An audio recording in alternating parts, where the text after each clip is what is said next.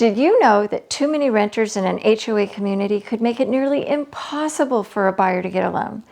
It's a critical issue most people overlook. But if you're buying or selling in an HOA community of, say, condos or townhomes, this is something you really need to know.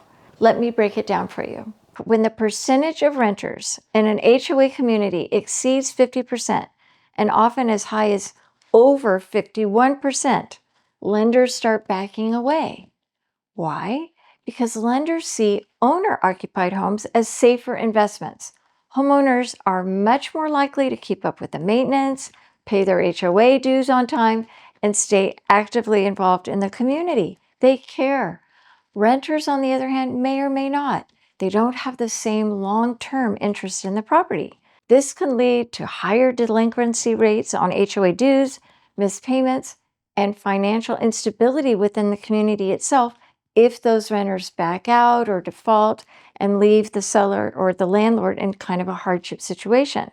So here's where it gets even more tricky. Fannie Mae and Freddie Mac, two of the largest entities which purchase mortgages, impose strict guidelines on HOAs. They typically require at least 51% of the units to be owner-occupied for a loan to even qualify for resale. If that threshold isn't met, buyers who rely on financing, who need loans, so like if you need a loan, you're out of the picture. You can't even make an offer on that property. The only people who are left who can buy are all cash buyers. And let's be frank, the number of cash buyers out there is much smaller than those relying on a loan. So, what does this mean if you're selling? Well, your pool of potential buyers has just shrunk dramatically. There's much less demand for a property, and that often translates to a lower sales price, and it's going to sit on the market longer. It's very frustrating for the sellers because they can't control the number of renters in their community.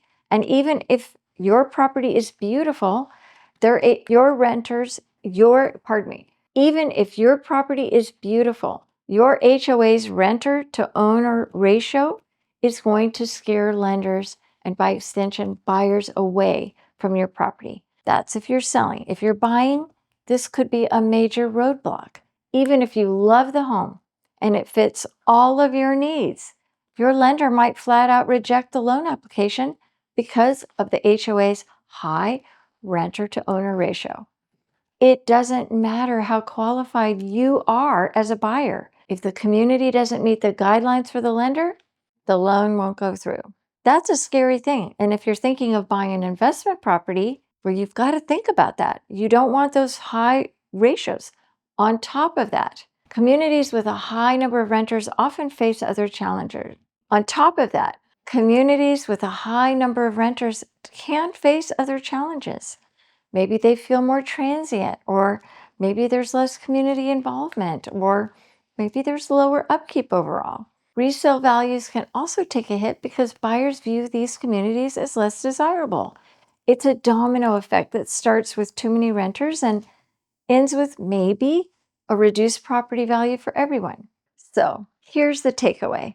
If you're buying or selling in an HOA community with a lot of condos and townhomes, make sure you check that renter to owner ratio first. If it's above 50%, you'll know to proceed with caution because it could seriously impact financing, marketability, and by end result, property values. This is one number that can make or break a deal, so don't overlook it. I'm Susie Daly with Daily by the Sea.